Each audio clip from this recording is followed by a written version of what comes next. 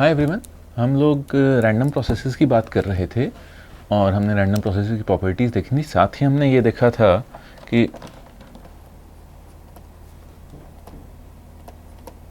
Random processes signals का एक ensemble है और अगर हमें रैंडम प्रोसेस की जनरेटिंग आउटकम पता हो तो रैंडम प्रोसेस सिग्नल जैसा रैंडम प्रोसेस सिग्नल जैसा ही है। तो ये हमने डिस्कस किया था और हमने ये देखा था कि जैसे हम सिग्नल्स की बात करते हैं या सिग्नल्स में हम जब सिग्नल्स को डिफाइन कर लेते हैं, सिग्नल्स और एलटीआई सिस्टम्स की इंटरेक्शन की बात करते हैं जिसमें कन्वोल्यूशन आता है, और दूसरा हम बात करते हैं सिस्टम्स की फ्रीक्वेंसी रिस्पॉन्स की। तो हम रैंडम प्रोसेस के केस में भी या wides and stationary random processes के केस में भी उसी बारे में बात करेंगे। तो मैं सीधी एक थ्योरम लिखता हूँ। थ्योरम, अगर xt एक रैंडम प्रोसेस है जिसे एक सिस्टम पास गया जिसका इम्पल्स रिस्पॉन्स ht है और इसके आउटपुट पर एक और रैंडम प्रोसेस yt आता है, तब xt के वाइड्स एंड स्टेशनरी होने पर xt और yt jointly wides and stationary होंगे। तब xt के वाइड्स एंड स्टेशनरी होने पर xt और yt jointly wides and stationary होंगे। अब हम इसका प्रूफ देख सकते हैं। वो कुछ ऐसे होगा कि अगर ht LTI सिस्टम है तब yt होगा xt कॉन्वॉल्व्ड विद ht, तब yt xt कॉन्वॉल्व्ड विद ht होगा। तो इसी में अब अगर मैं yt के एक्सपेक्टेड वैल्यू की बात करूं तो एक्सपेक्टेड वैल्यू ऑफ yt हुआ xt कॉन्वॉल्व्ड विद ht, ये हुआ x tau h tau t tau, ये हुआ। अब ht डिटर्मिनिस्टिक फंक्शन है तो या ht एक डिटर्मिनिस्टिक फंक्शन है तो इसका एक्सपेक्टेशन ht ही होगी। इसे मैं लिख सकता हूँ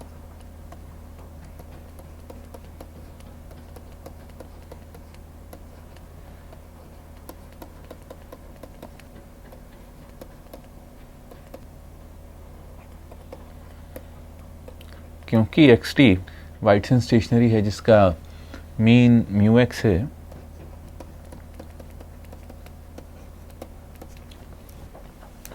यानी कि इसे मैं लिख सकता हूँ ऐसे ज़्यादा आसान रहेगा। कॉन्वोल्यूशन की दो डेफिनेशंस होती हैं, हम दूसरी डेफिनेशन से करेंगे तो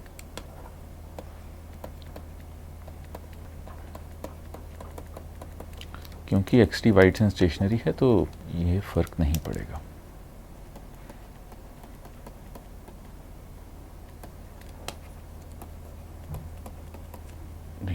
equals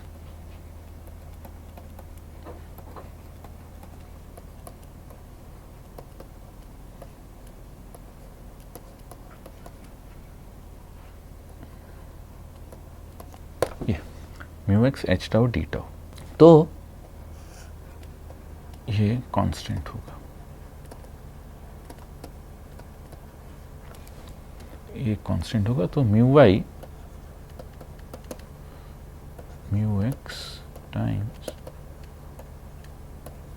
H tau D tau, ये उसका मीन होगा। अब ऑटो कोरिलेशन फंक्शन की बात करते हैं y के। तो y का ऑटो कोरिलेशन फंक्शन होगा R Y y T1 T2, r Y y T1 T2, इसे ऐसे लिखा जाएगा। ये होगा expected value of y T1 y conjugate T2, ये, या इसे मैं टी टाउ ही लिखता हूँ, टी टाउ, क्योंकि ये टी और टाउ दोनों का फंक्शन होगा। तो मैं टी सेमीकोलन टाउ लिख देता हूँ। यहाँ आप मतलब इसे T1 T2 भी लिख सकते हैं, टी टाउ भी लिख सकते हैं। अगर ये टाउ का फंक्शन, केवल टाउ का फंक्शन हुआ, टी का फंक्शन ना हुआ, तब ये वाइटसन स्टेशनरी होगा। तो Y t Y conjugate T minus tau, ये equals expected value of u hu x of t minus u du to infinity h conjugate v x of t minus tau minus v x conjugate t minus tau minus v। तो अब ये दो integrals का multiplication है। आप ध्यान रखिए कि यहाँ ये बताना ज़रूरी है एक तरह से, कि लिख ही देता हूँ, दो इंटीग्रल्स का प्रोडक्ट या दो इंटीग्रल्स का मल्टीप्लिकेशन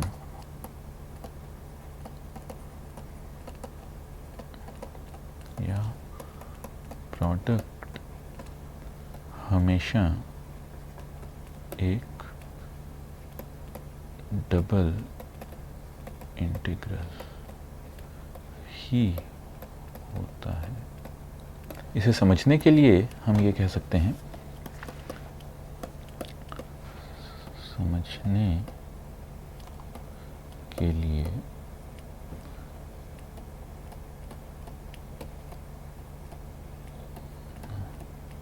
होगा कि एक इंटीग्रल को हमेशा एक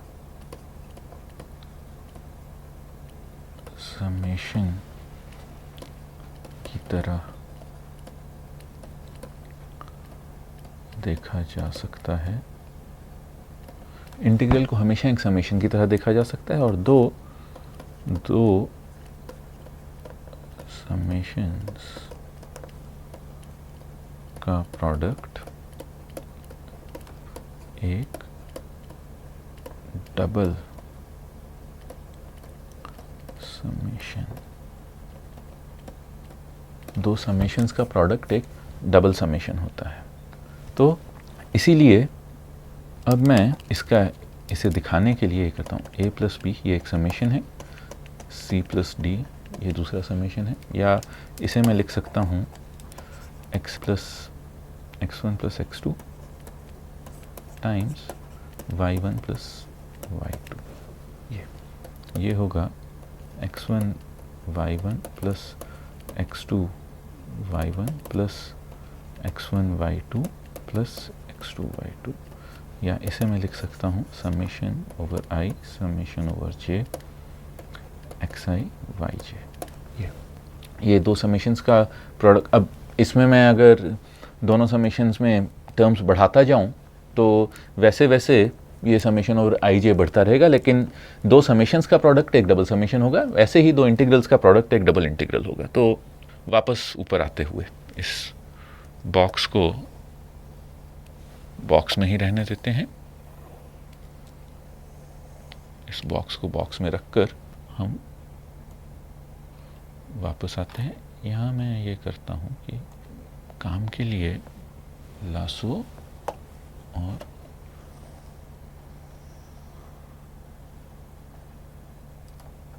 कॉपी इसे यहाँ पेस्ट कर लेता हूँ। तो अब इसे मैं डबल इंटीग्रल की तरह लिख सकता हूँ। Expected value of double integral h U H conjugate v x t minus u x conjugate T minus tau minus v d u d v. ये थोड़ा डरावना है पर हम इसे देख लेंगे। तो अब मैं जानता हूं कि इंटीग्रेशन और एक्सपेक्टेशन, क्योंकि एक्सपेक्टेशन भी एक इंटीग्रल ही है, पर मैं उसे दोनों लीनियर ऑपरेशंस हैं और h एक डिटर्मिनिस्टिक फंक्शन है, तो मैं इंटीग्रेशन से पहले एक्सपेक्टेशन ले सकता हूं।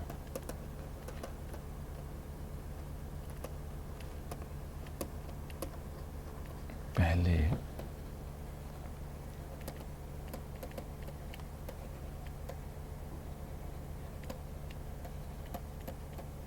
तो मैं इंटीग्रेशन से पहले एक्सपेक्टेशन ले सकता हूं और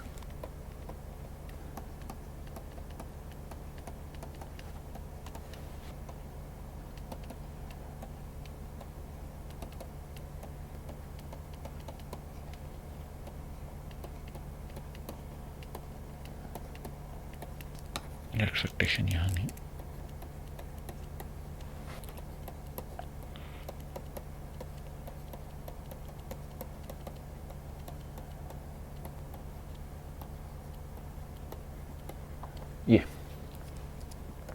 ये हुआ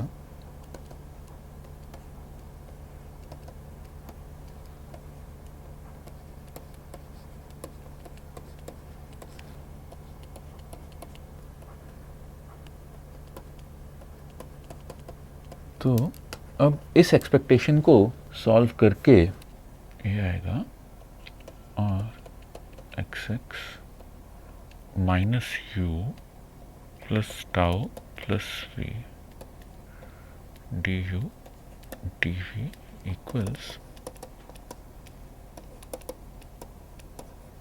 H U H conjugate v r x x tau minus u plus v d u d v. इसे मैं लिख सकता हूँ,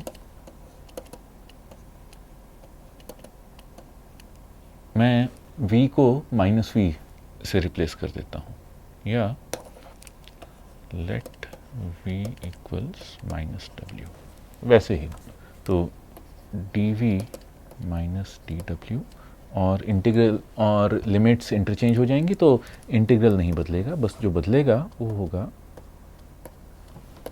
r x x tau, sorry R यहाँ भी वाई वाई ही होगा, R Y Y tau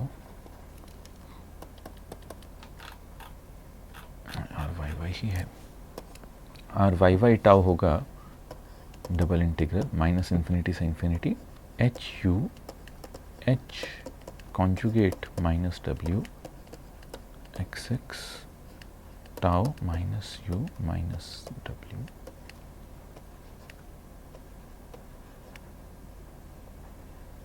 D W मतलब कि इसे मैं लिख सकता हूँ x टाउ, या इसको अगर हम लिखें तो ये होगा HU convolved with minus infinity to infinity, HU convolved with H tau convolved with R XX T minus W H conjugate minus W dW। ये अब यानी कि ये इस सारे का एक तरह से h ऑफ माइनस डब्ल्यू के साथ कॉन्वोल्यूशन है, तो इसको मैं लिख सकता हूँ r x x tau convolve with h tau convolve with h tau convolve with h conjugate of minus tau. ये अब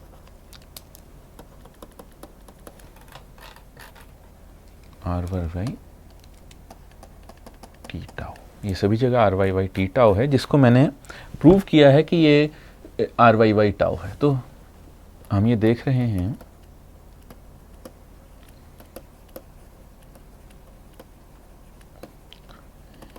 कि आर वाई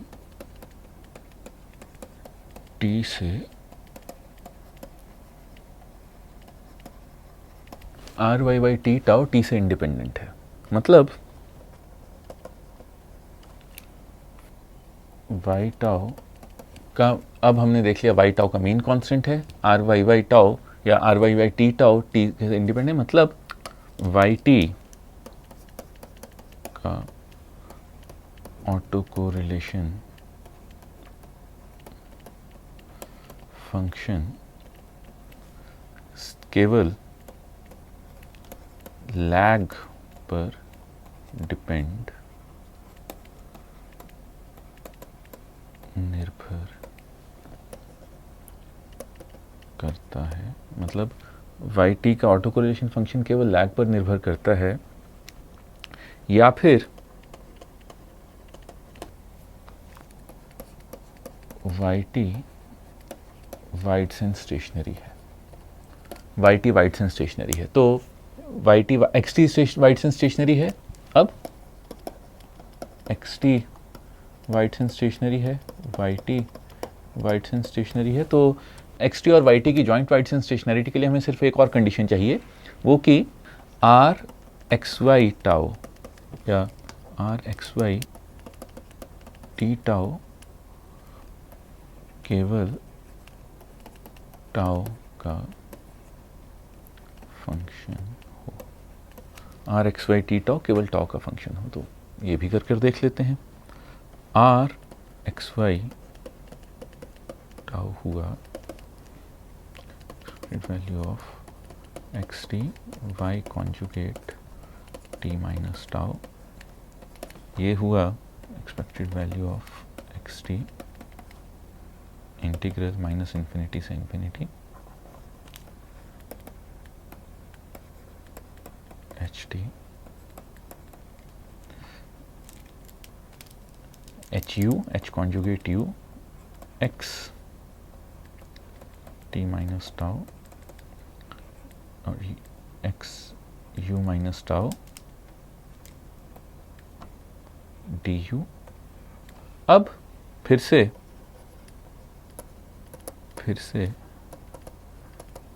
इंटीग्रेशन और समेशन का ऑर्डर इंटरचेंज कर देते हैं। फिर से इंटीग्रेशन और समेशन का ऑर्डर इंटरचेंज कर देते हैं और हमारे पास आता है, या पहले मैं एक्स टी को अंदर लेकर जा सकता हूँ। ठीक है, दो स्टेप्स एक बार में कर रहे हैं हम। एक्स टी को अंदर लेकर जा रहे हैं क्योंकि एक्स टी टी का फंक्शन है और ये इंटीग्रल यू के ऊपर है, तो मैं दो स्टेप्स एक साथ कर रहा हूँ, उसको मैं एक एक करके करता हूँ। पहले एक्स टी टी का फंक्शन है, यू का नहीं, तो मैं एक्स टी को अंदर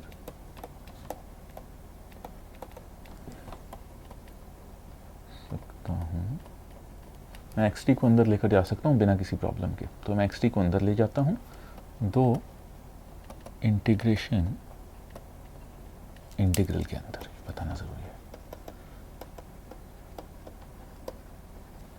इंटीग्रेशन और एक्सपेक्टेशन के ऑर्डर चेंज, इंटीग्रेशन और एक्सपेक्टेशन के ऑर्डर चेंज कर सकता हूँ। तो ये दोनों काम कर लिए और आर एक्स वाई टाउ हुआ H conjugate U X T X conjugate U minus tau D U, ये हुआ एक्सपेक्टेशन, यहाँ आ गया ये H conjugate U R x X, अच्छा T minus tau minus U, T minus tau minus U होगा, U minus tau नहीं होगा, ये भी T minus tau minus U, ये ऊपर ठीक कर लीजिएगा, ये T minus tau minus U, ये भी T minus tau minus U, तो R x x tau plus U D U, और ये हुआ जैसा कि हमने पहले कहा था H conjugate minus U convolve with R x X U, तो sorry H conjugate minus tau convolve with R x x tau, तो ये फंक्शन भी टी के इंडिपेंडेंट है और इसीलिए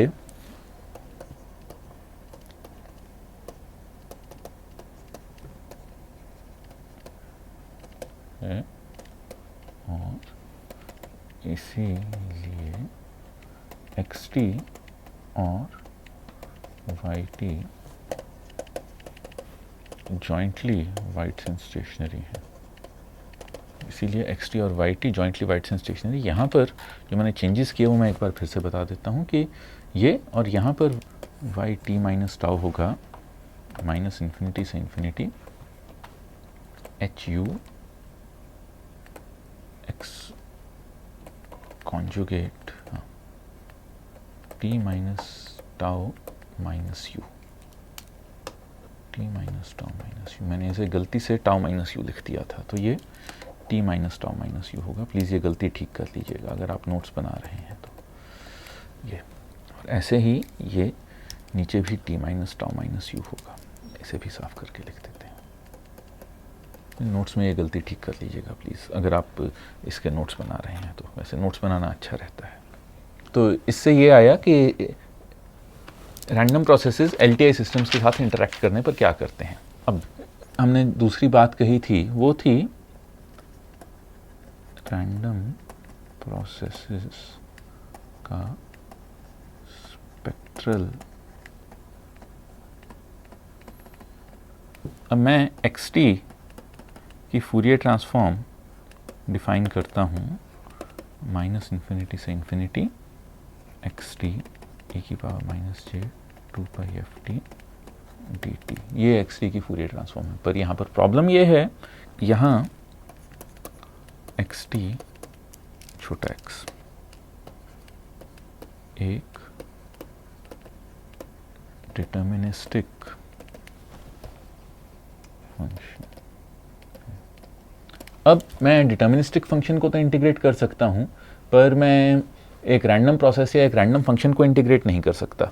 तो अब क्योंकि मैं एक रैंडम प्रोसेस या रैंडम फंक्शन को इंटीग्रेट नहीं कर सकता, इसीलिए एक रैंडम प्रोसेस की फूरियर ट्रांसफॉर्म निकालना की फूरियर ट्रांसफॉर्म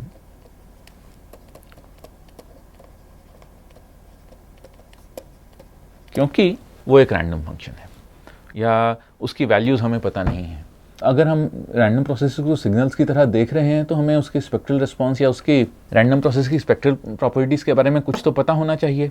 तो हम देखते हैं, हम सिर्फ wides and stationary random processes का केस देख रहे हैं। हम सिर्फ wides and stationary random processes का केस देख रहे हैं, और अगर xt एक wides and stationery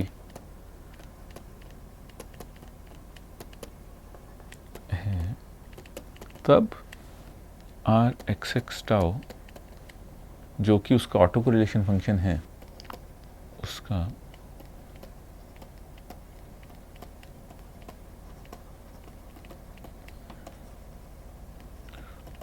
Rxx tau जो कि उसका ऑटो कोरिलेशन फंक्शन है, वो deterministic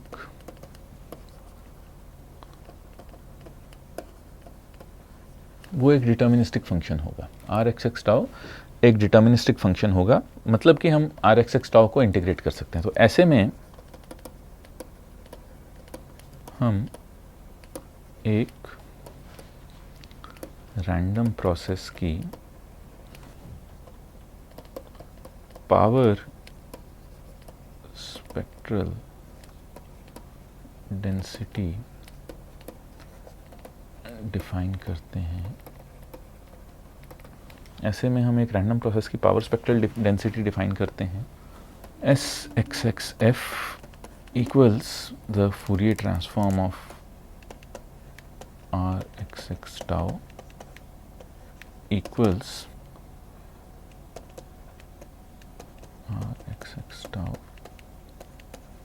j f tau d tau। Rxx tau e की power minus j 2 pi f tau d tau। ये मतलब मैं लिख देता हूँ, एक रैंडम प्रोसेस की पावर स्पेक्ट्रल डेंसिटी उसके ऑटो कोरिलेशन फंक्शन का फूरियर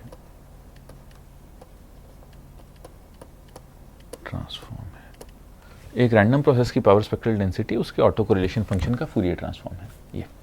अब मैं ये जानता हूं कि Rxx tau equals f 2 by f tau df, यानी कि Rxx0 जो कि सिग्नल की पावर है, हमने कल डिराइव किया था। Rxx0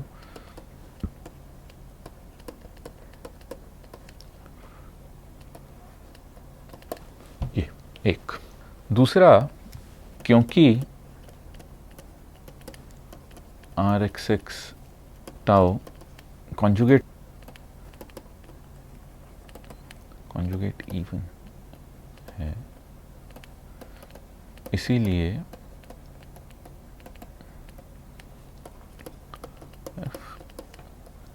रियल होगा, इसीलिए Sxxf रियल होगा। अब अगर xt को linear time invariant system ht से पास किया गया है और आउटपुट yt है, तब ryy टाउ होगा h tau convolved with xx tau convolved with h conjugate of minus tau. दोनों तरफ फूरियर ट्रांसफॉर्म लेने पर SYYF होगा HF multiplied by XXF multiplied by H conjugate of, ये होगा SXXF टाइम्स स्क्वायर ये, और होगा mu x H tau D tau जो कि होगा एक्स एच ऑफ 0 ये, और म्यू वाई ये होगा। तो पावर स्पेक्ट्रल डेंसिटी की कुछ प्रॉपर्टीज़ हैं जो कि हमने निकाल ली। एक आखिरी property R S X Y F होगा S X X F H conjugate of F, और एस वाई एफ होगा एस एक्स एक्स एफ। इन दोनों का मैं प्रूफ जानकर नहीं कर रहा, प्रूफ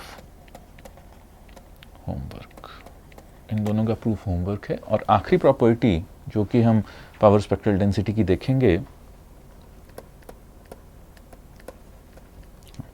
वो ये कि क्योंकि किसी भी रैंडम प्रोसेस की पावर हमेशा नॉन नेगेटिव होती है। ये आप देख सकते हैं, किसी भी रैंडम प्रोसेस की पावर हमेशा नॉन नेगेटिव होती है, इसीलिए पावर स्पेक्ट्रल डेंसिटी भी हमेशा नॉन नेगेटिव ही होगी, इसीलिए पावर स्पेक्ट्रल डेंसिटी भी हमेशा नॉन नेगेटिव ही होगी। तो इसके साथ हम रैंडम प्रोसेसेस को सिग्नल्स की तरह देखने की डिस्कशन ख़त्म करते हैं। अगले लेक्चर में हम देखेंगे गाउसियन प्रोसेसेस क्या होते हैं, वाइट प्रोसेसेस क्या होते हैं, और एडिटिव वाइट गाउसियन नॉइज़ क्या होती है। उसके बाद हम अलग अलग तरह की नॉइज़ देखेंगे, और फाइनली हम एक बार नॉइज़ कवर करने के बाद हम कम्युनिकेशन या मॉड्यूलेशन की बात शुरू करेंगे। Thank you.